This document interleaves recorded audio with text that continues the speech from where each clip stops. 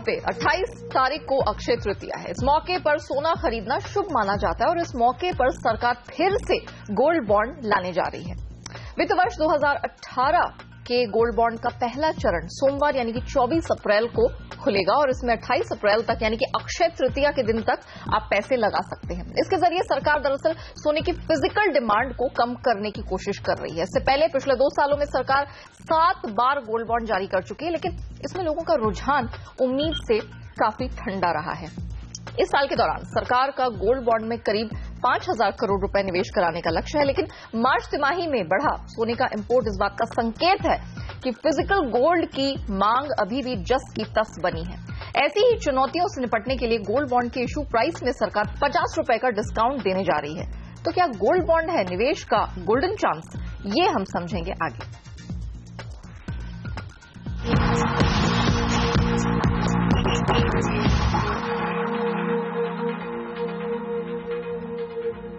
नमस्कार, मैं हूं नेहा आनंद। हमारी इस खास पेशकश में हमारे साथ जुड़ चुके हैं ऑप्टिमा मनी मैनेजर्स के MD Pankaj Matpal, Monarch Network Capital की commodity research head Renisha Chanani, Dubai से एमिरेट्स एनपीडी के कमोडिटी मैनेजर धर्मेश भाटिया और कमोडिटी गुरु जी चंद्रशेखर। आप चारों का ही बहुत स्वागत है। पंकज जी, आपसे ही शुरुआत करूंगी। सरकार सोने की डिमांड को घटाने की पुरजोर कोशिश कर रही है, बार बार बॉन्ड लेकर आ रही है। इससे पहले 60 ट्रांच हम ऑलरेडी देख चुके हैं, लेकिन डिमांड है कि हम देख रहे हैं घटने का नाम नहीं ले रही है। तो क्या बात है? लोग बॉन्ड में पैसे नहीं लगाना चाहते, निवेश नहीं करना चाहते? देखिए, इंडिया में लोगों को सोने से बहुत प्यार है, लेकिन सोना लोग यूज करना चाहते हैं, इस्तेमाल के लिए खरीदना चाहते हैं। तो यहाँ पे ज्वेलरी अगर बाय करनी है, उसके लिए लोग कंजम्पशन के लिए बाय कर रहे हैं, तो वो डिमांड तो सोना जो फिजिकल खरीदेंगे उससे ही पूरा होगा। वो मेन मकसद है। दूसरी बात, सोने के ऊपर रिटर्न्स कुछ खास मिले नहीं हैं, बल्कि अगर देखेंगे 1 साल में 3 साल के रिटर्न भी आपके नेगेटिव रिटर्न्स हैं। तो ऐसे में सोने में निवेश करने का लोगों का उद्देश्य नहीं है, बल्कि लोग अगर सोना खरीद रहे हैं तो सिर्फ और सिर्फ अपने कंजम्पशन में खरीद रहे हैं। इसके लिए सोना जो बॉन्ड आ रहे हैं उसकी डिमांड नहीं बढ़ रही है। लेकिन जैसा आपने बोला कि सोना इंपोर्ट हो रहा है, तो लोग अपने इस्तेमाल के लिए सोना खरीद रहे हैं और वो आगे भी चलता रहेगा। अभी आप देखेंगे अगर अक्षय तृतीया पर भी, हालांकि मैं बोलूंगा और ये करना चाहिए, लोगों को निवेश करना है तो बॉन्ड कंपैरेटिवली बेहतर विकल्प है, लेकिन फिर भी क्योंकि लोग सोना खरीदते हैं तो देखना चाहते हैं फिजिकल गोल्ड को, इसी के लिए डिमांड हमेशा फिजिकल सोने की रहती है। देखिए, आप लोग भी एडवाइस करते हैं यहाँ पर, लेकिन आप एक साइकोलॉजी की, आप एक इंडियन एटीट्यूड की बात कर रहे हैं कि हाथ में सोना चाहिए। लेकिन आप देखिए इसके फीचर्स अगर देखिए, 2.5% का ये सालाना ब्याज दे रहे हैं। पिछले साल जिन लोगों ने बॉन्ड में पैसा लगाया होगा मुनाफे पर है। फिर भी सरकार इस साल जो निवेश का टारगेट है, पिछले वित्त वर्ष में 10,000 करोड़ के निवेश का टारगेट लगा था, उसके सामने सिर्फ आप कह सकते हैं 1/3 से भी कम लोगों ने उसमें पैसा लगाया। अब उस टारगेट को घटाकर 5,000 करोड़ करना पड़ा है। अगर ये प्रोडक्ट इतना अच्छा है तो लोग इससे इतना हिचकिचा क्यों रहे हैं? देखिए, अगर आप ये बोलते हैं कि सोने में निवेश करना चाहिए क्या, तो मैं अभी भी बोलूंगा कि सोना निवेश की दृष्टि से बहुत अच्छा विकल्प नहीं है। आप इसमें से बहुत वेल्थ क्रिएट नहीं कर सकते हैं। लेकिन जो लोग सोने में निवेश करते हैं, अगर उनके लिए बात की जाए तो फिजिकल गोल्ड लेने की बजाय इसमें बिल्कुल अच्छा है, क्योंकि एक तो अभी इस बार स्पेशली जैसे 50 रुपए का आपको डिस्काउंट मिल रहा है पर बॉन्ड के ऊपर, मतलब 1 ग्राम के बराबर एक बॉन्ड है और 1 ग्राम पर 50 रुपए तो आपको सामने से छूट मिल रही है। उसके अलावा आपको 2.5% अलग से फायदा होगा। तो अगर आपका सोना एक किसी भी रेट से बढ़ता है, उसके ऊपर 2.5% का आपको और मुनाफा हो रहा है, तो बिल्कुल ये बेहतर है आपके फिजिकल गोल्ड के मुकाबले में। लेकिन क्वेश्चन यही है, क्या लोगों को सोने में निवेश करना है? और दूसरी बात, अगर करना है तो फिर क्या वो फिजिकल गोल्ड की जगह इसमें करना चाहेंगे? तो एक तो थोड़ी अवेयरनेस और बढ़ानी चाहिए, लोगों को इसके बारे में जानकारी देनी चाहिए और लोगों को ये समझना चाहिए, क्योंकि कई बार लोग सोचते हैं कि सोने में निवेश कर रहे हैं, क्यों कर रहे हैं, आगे चलकर ये पैसा काम आएगा या लड़की की शादी करने तक काम आएगा। तो अगर आपने बॉन्ड लिए हैं तब भी तो उसको बेचकर जो पैसा आएगा उससे आप लड़की की शादी में तब सोना खरीद सकते हो। इसलिए क्या जरूरत है कि अभी से आप सोना जोड़ रहे हो? मतलब बेसिकली आप कह रहे हैं कि ये अवेयरनेस का इशू है, थोड़ा भी इशू है, इंडियन मेंटालिटी, थोड़ी साइकोलॉजी कुछ वैसी है। ठीक है, चलिए, ये तो बात हमने थोड़ा सा प्रोडक्ट स्पेसिफिक कर ली, लेकिन डिमांड के बारे में बात करते हैं। धर्मेश, आप वेल प्लेस्ड है, अभी दुबई में है, भारत के बाहर हैं। भारत में तो हम देख रहे हैं कि सरकार काफी समय से नजर जमाए बैठी है, सोने में पैसा लगाने वालों पर काफी सख्त भी है। बहुत सारे कदम भी उठाए कि किस तरह से सोने की डिमांड को, इसके इंपोर्ट्स को कर्ब किया जाए। लेकिन आपके यहाँ बताइए, दुबई में किस तरह का डिमांड सिनेरियो है? आपके क्लाइंट सोने को कितना वेटेज दे रहे हैं? देखिए, मेरे हिसाब से अगर आप सोने की बात करें तो सोना ग्लोबली एज ऑफ नाउ काफी हाई डिमांड में है। मैं अपनी तरफ से तो कहता हूं कि अपने पोर्टफोलियो में लास्ट 2 साल से हमने 7 to 8% इंक्रीमेंटल कर चुके हैं अपना पोर्टफोलियो। ये टाइम हमने किया है कि 20% आपका पोर्टफोलियो सोने में हो जाए। इसका मेन कारण है जियोपॉलिटिकल टेंशन। अगर आप देखिए, सारे equity indices life time high के इर्द गिर्द सस्टेन हो रहे हैं, और जिस तरह जियोपॉलिटिकल टेंशन आ रहा है तो कहीं ना कहीं हम चाहते हैं कि इमर्जिंग मार्केट और डेवलप मार्केट से पैसा थोड़ा सा प्रॉफिट बुक करके आप सोने में डालें। अगर आप देखिए, सोना ईयर टू डेट यानी जनवरी से लेके अब तक उन्होंने 12% का रिटर्न दे चुका है, और मैं एक्सपेक्ट करता हूं कि ये रिटर्न आगे चढ़ के बढ़ सकता है। फंडामेंटली काफी सपोर्टिव है सोना, तो ये साल के अंतराल तक मैं एक्सपेक्ट करता हूं कि 20 से 25% का रिटर्न सोना दे सकता है यहाँ से, और 13 से 14% यहाँ से तेजी और बाकी है, इसमें आने की गुंजाइश है। तो मैं रेकमेंड करूंगा निवेशकों से कि आप अपनी दूसरी पोर्टफोलियो से अपना प्रॉफिट बुक करना चालू कर दें, स्पेशली इक्विटी इंडाइसेस से, और वहां से आप सोने में निवेश करना स्टार्ट कर सकते हैं। डिमांड एज ऑफ नाउ काफी अच्छी है, स्पेशली मिडिल ईस्ट रीजन की बात करें तो यहाँ पे कंटिन्यूस बाइंग चालू है, क्योंकि यहाँ एक हब है, टैक्स नहीं है, तो काफी सारे दूसरे प्रांत के और कंट्री के लोग आते हैं यहाँ पे बाय करके जाते हैं। तो फंडामेंटली एज ऑफ नाउ तो यहाँ पे कोई भी अनचेंज हुआ नहीं है, जब तक कोई टैक्स इम्प्लीमेंटेशन हो नहीं रहा है, तो बट फंडामेंटली काफी बुलिश है मार्केट। ओके, आउटलुक काफी बुलिश लग रहा है, ऐसा धर्मेश का मानना है। 20-25% अपसाइड ये आता हुआ देख रहे हैं। लेकिन रेनिशा, मैं आपसे समझना चाहूंगी, सोने में निवेश ठीक है, जरूर दिया गया है, बोला गया है, लेकिन वॉल्यूम अब आप 2-3 साल पहले जैसा नहीं रहा, लोग हिचक रहे हैं, हम उस तरह के नंबर्स नहीं देख रहे।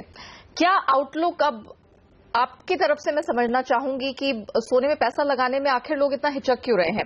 वैसे हमने देखा है पिछले 1 साल में सोने ने तकरीबन 10% के आसपास के रिटर्न जरूर दिए हैं, लेकिन 2-3 साल में जिस तरह की ग्रोथ थी, जिस तरह के वॉल्यूम्स थे, वैसे हमने नहीं देखे हैं हाल फिलहाल में। तो क्या हो रहा है एग्जैक्टली?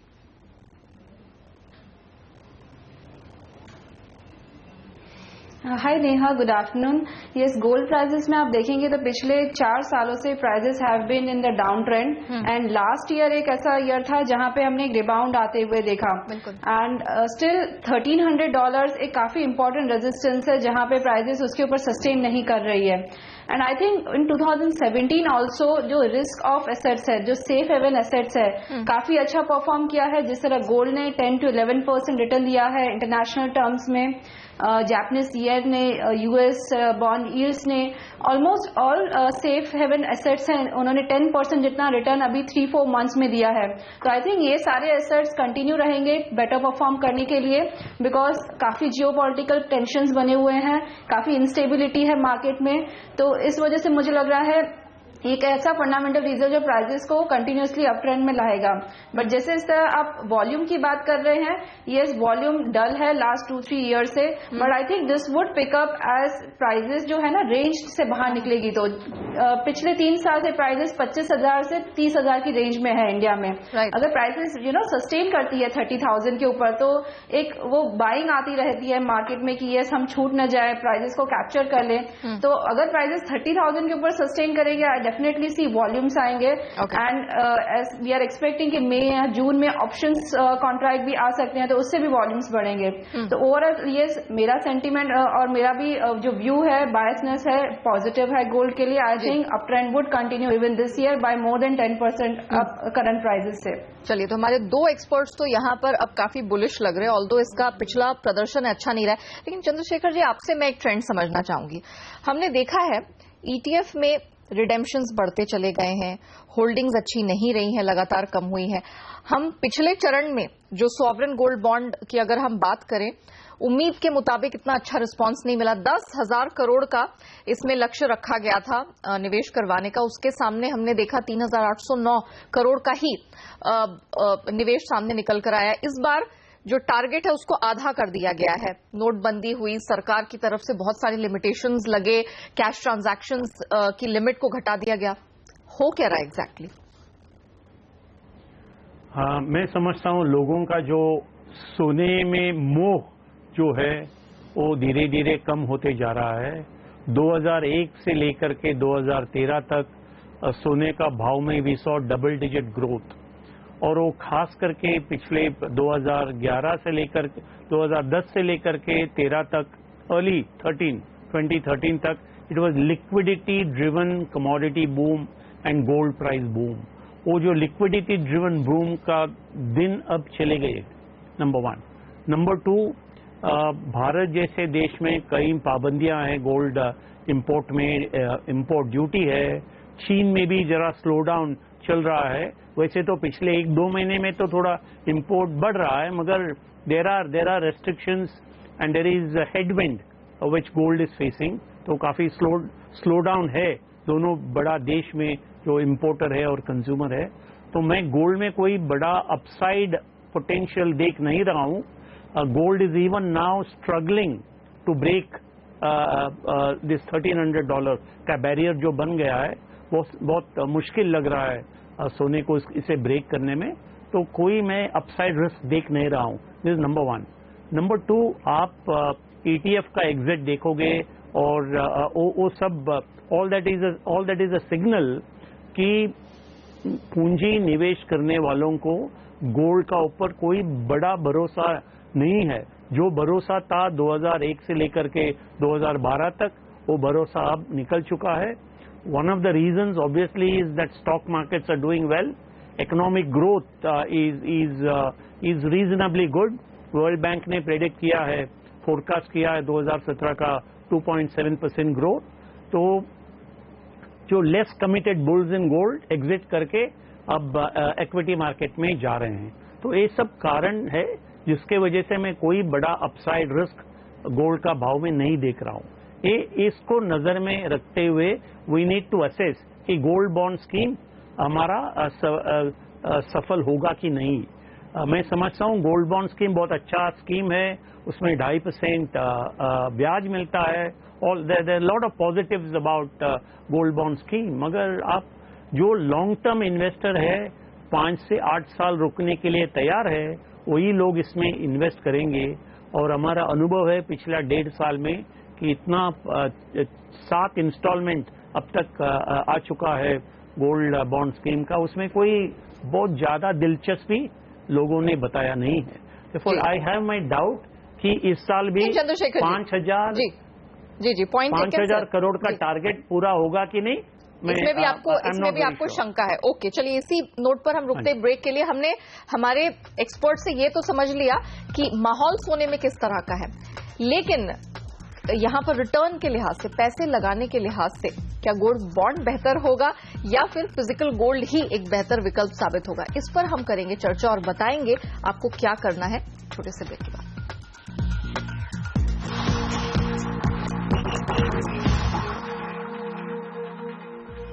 Welcome back. हमारी खास चर्चा में आपका एक बार फिर से स्वागत है। पंकज जी, हमने काफी सारे प्रेमाइसेस समझ लिए गोल्ड के, लेकिन जो सबसे अहम प्रेमाइस है वो यही है कि लोग इसमें सेफ हेवन के लिए, सुरक्षा के लिए पैसे लगाते हैं। अब जो गोल्ड बॉन्ड की, सॉवरेन गोल्ड बॉन्ड की हम बात कर रहे हैं, ये पेपर गोल्ड है, डीमैट फॉर्म में भी अवेलेबल है।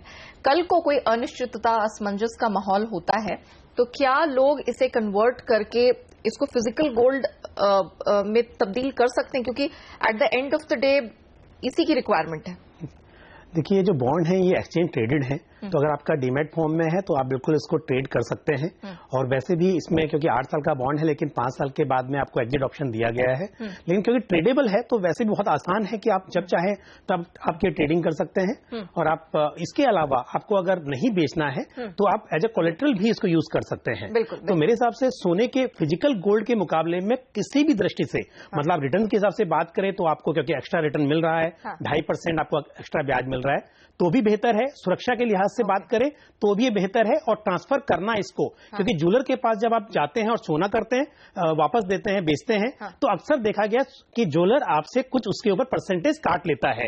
वो भी इसके ऊपर अच्छा है कि आप ट्रांसफर कर सकते हैं। बेटर लग रहा है। रनीशा, आपसे मैं जानना चाहूंगी, इसमें टेन्योर है, अवधि है 8 साल की।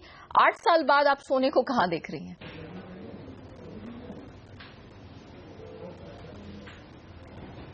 आई वुड से ओवरऑल मुझे लग रहा है गोल्ड जो है अप ट्रेंड में कंटिन्यू रहेगा। जो लास्ट 4 साल है वो काफी नेगेटिव रहे हैं। जो साइकिल है अभी टर्न हो चुकी है लास्ट ईयर से। So I think next few years में we would again see this up trend continuing. And आप 8 साल की बात करें तो तब तक मुझे लग रहा है prices it would be trading above $2,000।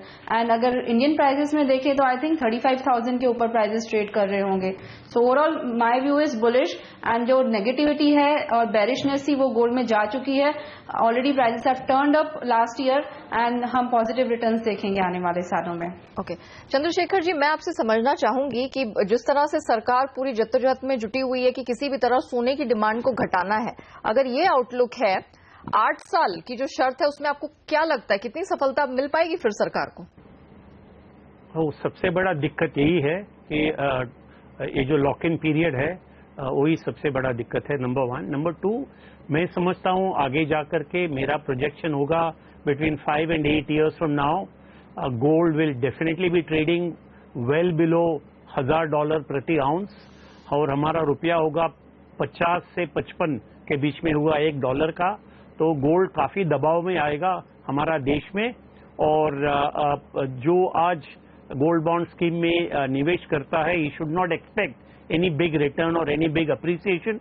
मगर फिजिकल गोल्ड रखता है तो उसमें कोई it doesn't give you any return, unproductive asset है, तो उसके सामने आपको 2.5% इंटरेस्ट मिलता है। If you are happy with that, I think you should invest in gold bond scheme, but don't expect any big appreciation in prices. Alright, चलिए इसी note पर रुकते एक छोटे से ब्रेक के लिए। ब्रेक के बाद जानेंगे कि अक्षय तृतीया में आप क्या रणनीति, क्या स्ट्रैटेजी अपनाकर चल सकते हैं। आप बने रहिए हमारे साथ।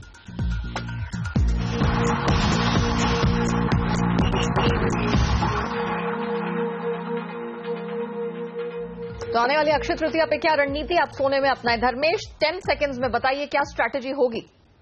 देखिए, मेरे हिसाब से शॉर्ट टर्म में तो मैं मंदी में हूं। मैं एक्सपेक्ट करता हूं कि यहाँ से थोड़ी बिकवाली आ सकती है। 3 महीने में 11% की तेजी देखने मिली है।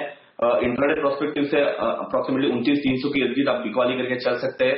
28,800 से 28,700 तक के स्तर आपको 1 से 2 हफ्ते में देखने मिल सकते हैं। ओके रेनिशा, अक्षय तृतीया पे आपकी क्या रणनीति होगी?